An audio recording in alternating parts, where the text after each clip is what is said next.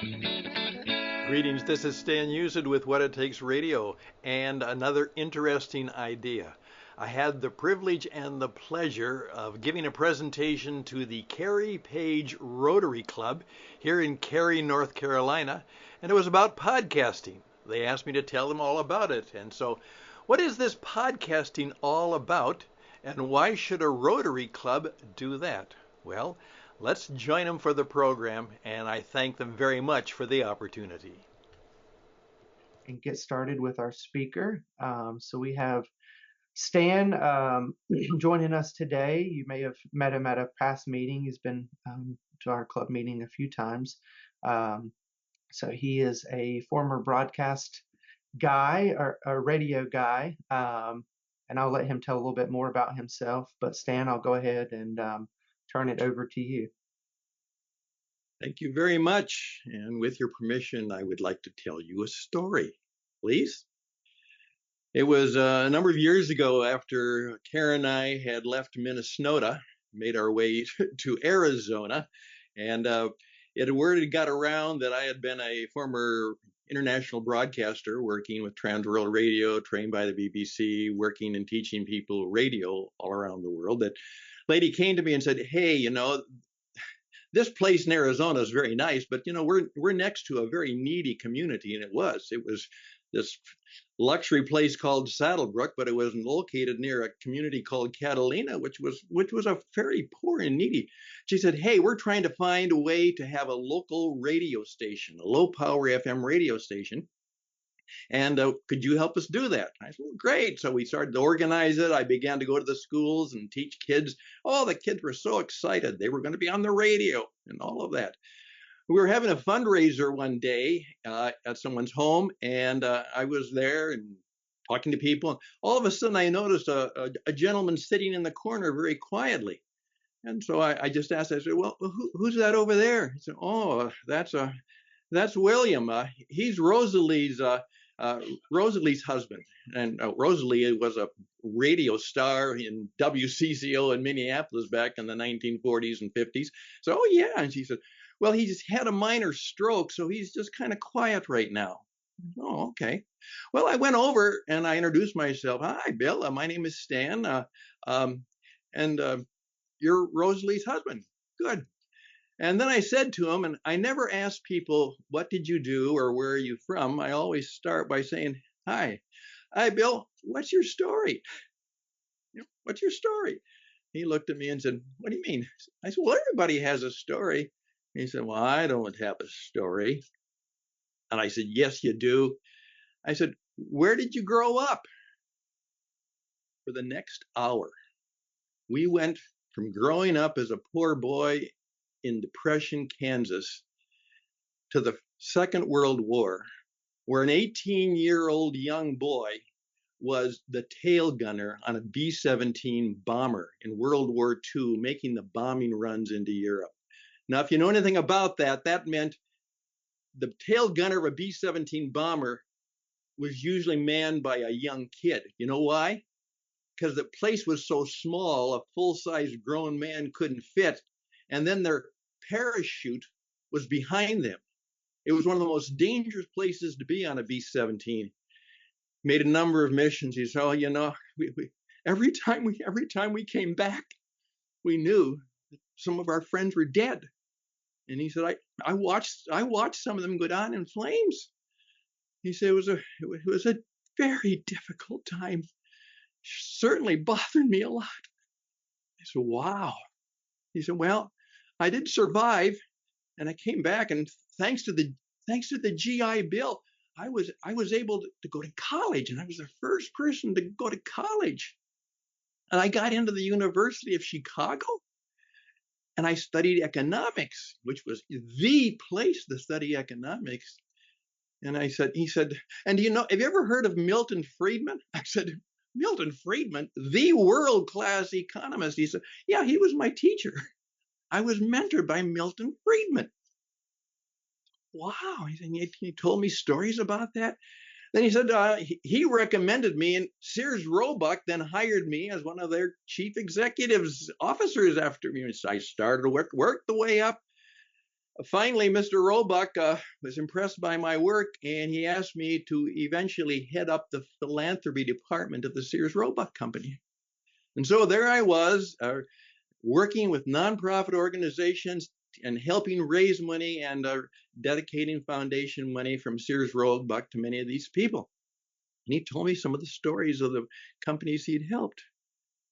And then he said, well, I guess that's about it. He said, that's wonderful. Thank you for sharing your story. And then he got a little sad and he said, well, thank you. Nobody ever asks about my story anymore. Nobody cares. I'm just a FIP. That was the lingo. You know what a FIP was? A formerly important person. He said, thank you for listening to my story. That story changed my life. Now, let me bring that back. I had been a radio broadcaster, international broadcaster, and that I had done for a number of years. However, in my mid 40s, something went wrong, went off track. And later in Minneapolis, my wife turned to me and said, well, this is exactly what I was hoping for when I married you 20 years ago. I was hoping that after 20 years of marriage, we would have no house, no car, no job, no money, broke and a kid in college. That's exactly what I was hoping would happen to me when I married you 20 years ago. And then she used a word she didn't learn in Baptist Sunday school. Well, that was part of my story. And that's where I said, I have to learn what it takes to be successful. Now, I hadn't done anything wrong. I hadn't had an affair with a secretary or embezzled. It just, the career crashed. So I spent a number of times learning, I said, the rules of success. I studied them all. Stephen Covey, the whole deal. And I went into business performance coaching and called it Press Toward the Mark. And I was in the job of helping business people build their business, particularly startup businesses, as a business performance coach. And that went quite well for me. But something happened. What I found out is that many of my people were entrepreneurs. And they said, well, when you're done with, can you send us something so we could remember what you talked about? And I said, okay, I could send a memo. I don't like to read memos. Then it caught me. I went back and got my old, very nice Marantz tape recorder, and I got about 10-minute little cassettes. Remember cassettes? And so what I did is after every coaching session, I sat down and I took a cassette and I made a little personal radio program for each and every one of them. And then I sent it to them. They loved it. They said, I can just listen to it in the car, and I don't have to read it. And that turned out to be especially important because I discovered that, do you know that the rate of dyslexia, not being able to read well, among the entrepreneurs is 3 times the national average. And in effect, they loved, or as like one guy said, that means my secretary can't read the notes. It means it's private. And this was the very first podcast. Because you know what podcast means? It actually comes from the word iPod, which was invented by whom? Stephen Jobs. Remember the little device where you could listen to music? An iPod meant individual, independent, personal, on-demand music. That means you could listen to music that you wanted anytime you wanted to on your little machine. It was individual, personal, for you, is when you wanted to. iPod. By the way, the iPod put the Apple Computer Company out of business. Did you know that? Oh, because of that, Steve Jobs changed the name of the company. It is no longer the Apple Computer Company. You know what the name of it is now? Just Apple. It's Apple. Because they're involved in computers, they're involved in music, they're involved in all kinds of things like that. So in effect, that's kind of what I really began to do. And then as soon as I saw that, I began one of the first persons back when it was a hobby. I started doing radio programs on the internet, podcast, personal on demand. Now, that was really neat because you know what I discovered is that when I was on the radio, the it was a it was a radio station with about 700-foot towers. It was a 500,000-watt radio station. It took 1,000 gallons of diesel engine to power all the generators. It was $1 million operation, and of course, broadcasting all around the world. But it was incredibly expensive, and so I said, now I can get my own golden microphone. By the way, this is not a $9,000 golden microphone like Rush Limbaugh had. By the way, this microphone works perfectly well, and it will cost you $35. That and a $7 membership to a hosting company and a personal computer, and you can be on the radio with your own radio station and your own program. And literally, it goes around the world. Everybody who has a computer, everybody who has a smartphone, everybody who has an iPad, all around the world, they can hear your radio program, a podcast. One of the things I loved about the idea was it was going to take it away from the big guys, and that meant everybody, every organization could have their own radio program to reach people. And it was so much better because many years ago, I did a program called Caribbean Night Call. We had millions of listeners in the Caribbean. It was a late night music program. But here was the problem. If you weren't listening between 11 o'clock at night and 2 o'clock in the morning, the program was gone.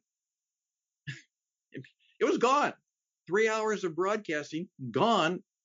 Now, all of those programs can be on demand. You can listen to them anytime you want and wherever you want, and they can be repeated. So that's what podcasting is today. And many organizations are in the business of podcasting. Traditional radio stations, in many cases, are going broke. In fact, I just had a friend in Arizona who owned 7 radio stations, and he told me, he said, Stan, I'm selling them all. Guys like you are going to put us out of business because podcasting, younger people don't listen to the radio anymore. They listen to podcasts. They don't listen to our music anymore. They listen to the music they want on their. So one of the things that I've come to be is I say I would love to come to the point where I could simply do this. Rotary has their own international podcast. Have you heard that? It comes out once a month. It's well done. It's quite professional. I mean, they've got professionals doing it. And it's based basically a lot of the articles in the magazine. And I said, why doesn't every club have their own podcast? We could do that. By the way, we should share stories. Remember I said, the man said, no one heard my story. Listen, storytelling is the only effective means of communication. It is when we share stories that we come together. Sharing stories is healing. It's relating. It's building. And guess what? Everybody in Rotary has a story. We need to hear each other's stories. That's what will draw us together. We'll learn so much more from each other. We'll be able to help each other. And so my vision is that, and I've talked to the people in Park Ridge, I think it is, David Alexander, and he said, Stan, if you can get individual clubs to begin to do podcasts, we'll be very supportive of that. And I said, well, I can do that. And he said, well, go. And then one of our friends said, Stan, get 3 to 5 Rotary clubs who want to do it, just 2 or 3 people who want to do a 10 or 15-minute podcast once a month, twice a month, maybe once a week, and share stories. Be humane, be human, tell a story. So as you see, I actually have a project. I call it the SAS Radio Project. And it means, service above self radio.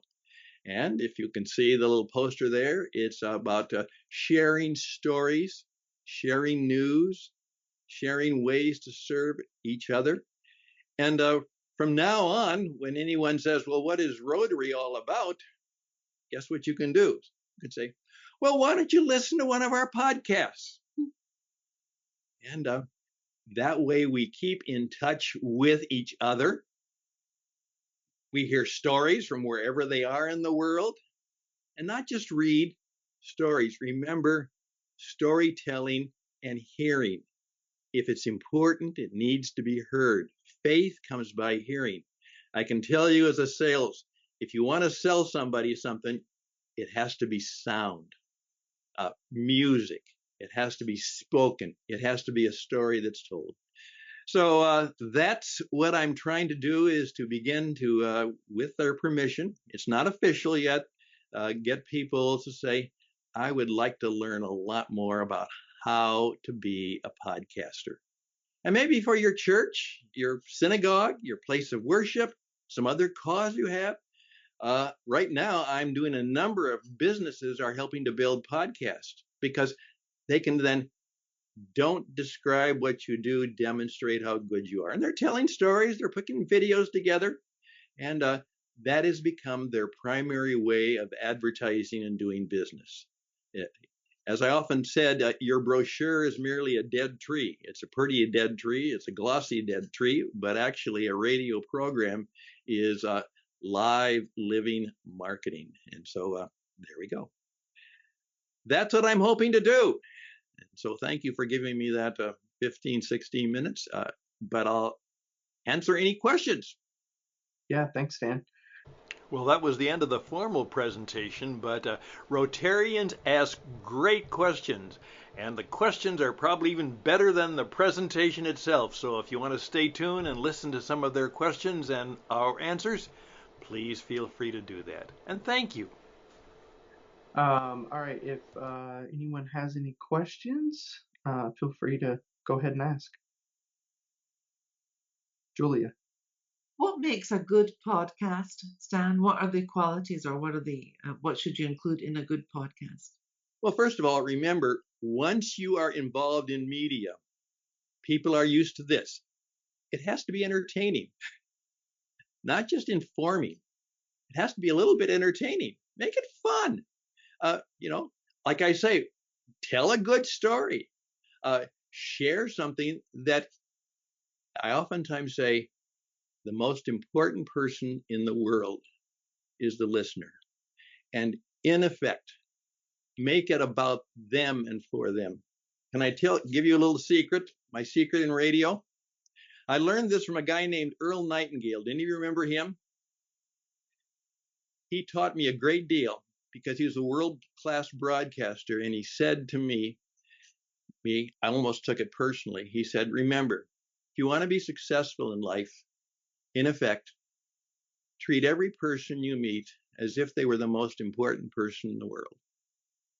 And as a result of that, I learned this broadcasting and teaching lesson. Remember, everybody in life is wearing a secret sign. You know what that sign says?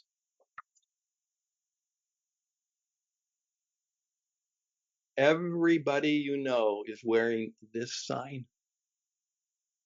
Please tell me I'm important. And a good podcast is about them and for them. Do that. Every person you meet today, treat them as if they were the most important person in the world. See what happens. Because everybody wants.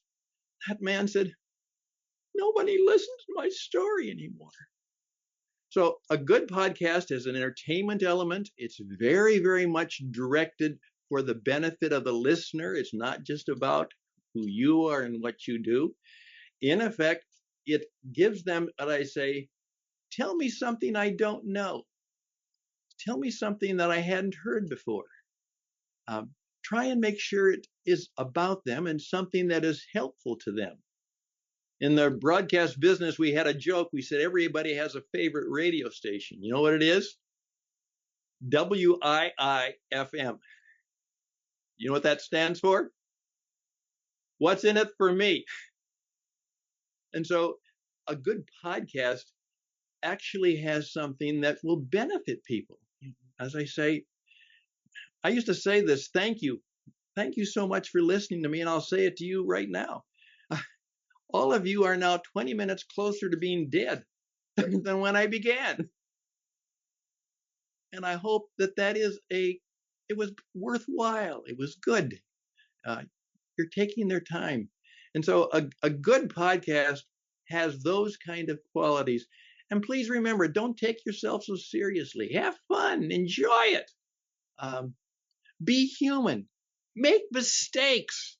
Don't be perfect. I oftentimes told people a good radio program is one person talking to another person. But remember something, they're both blind.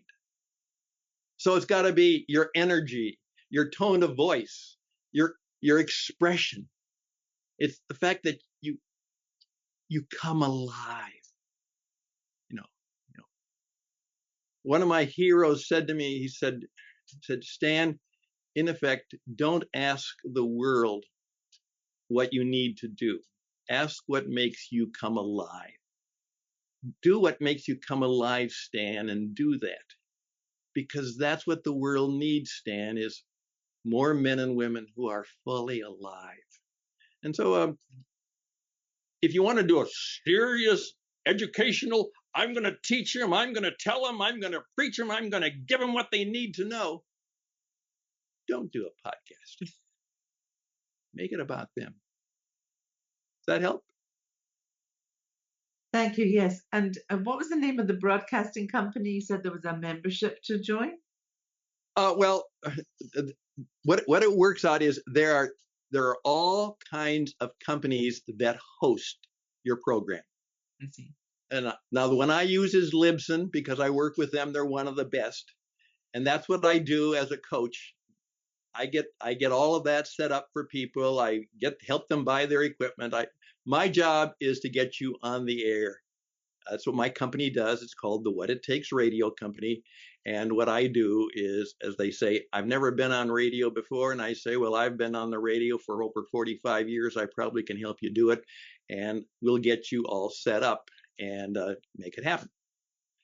But that's the information I have about that. And you can reach out to me and I'll be glad to give you more information on that. Thank you. Anything else? Yeah, other questions, anyone? Vicki.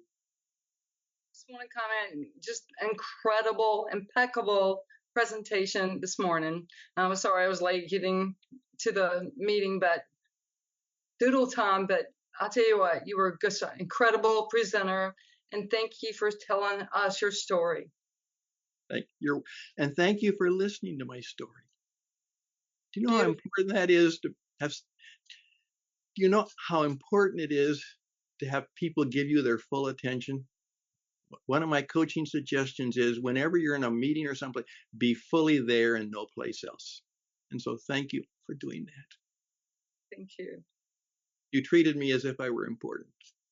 You are. You're very important. And you touched me so much. So thank you so much. I'd love to speak with you more. So thank you.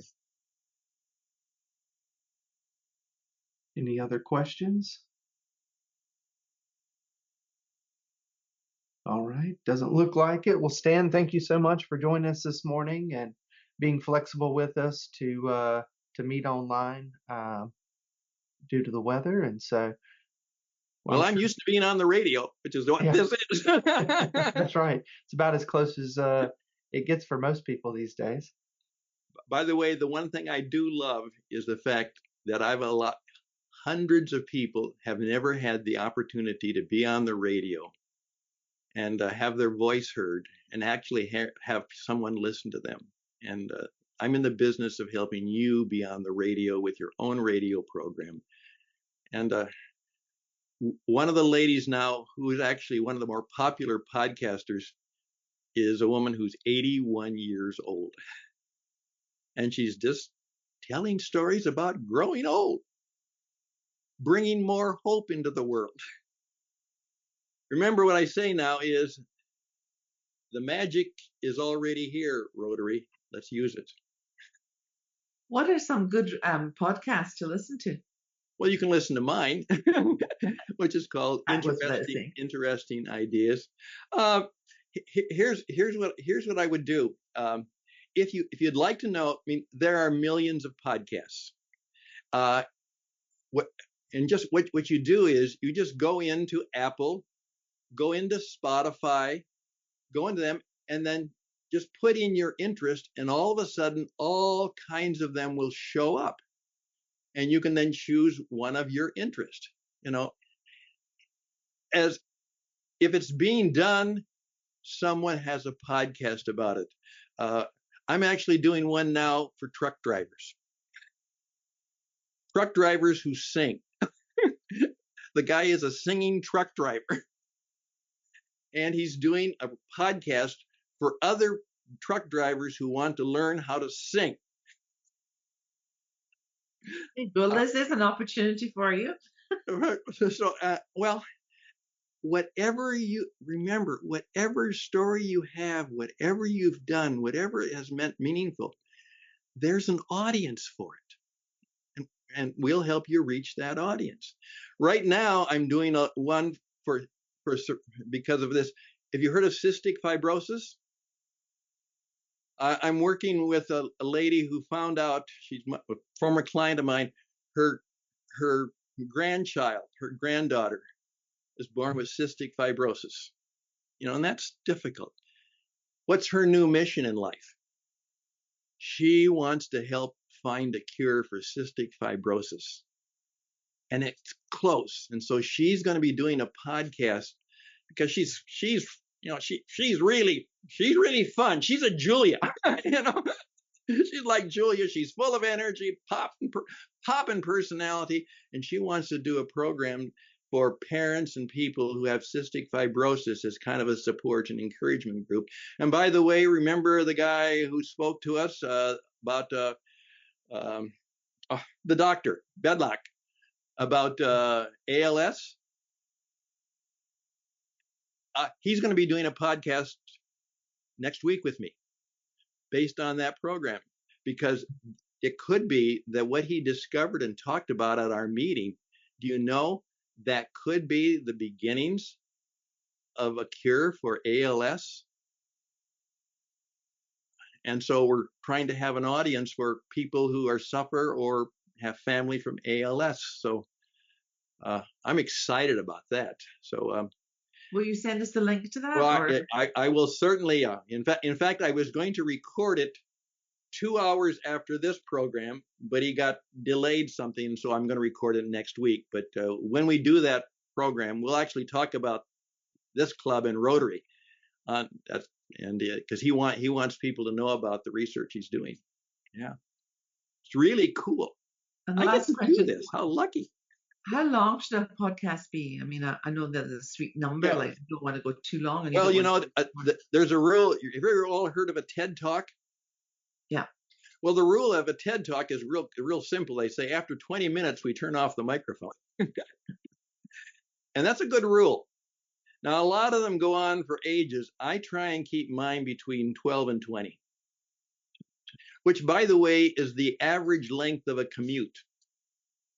If you're listening in your car, the average American commute is 21 minutes. And so I try and make mine,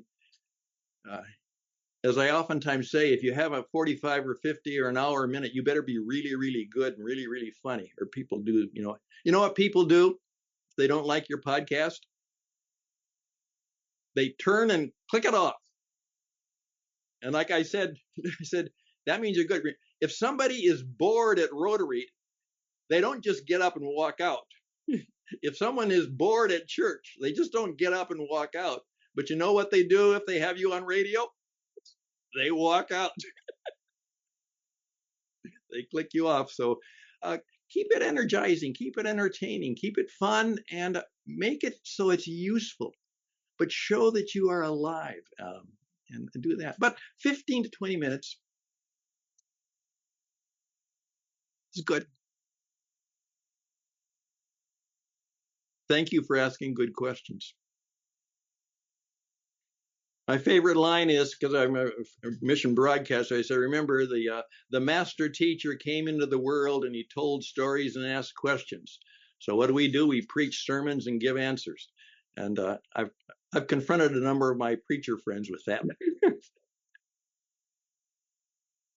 So that's All it. right.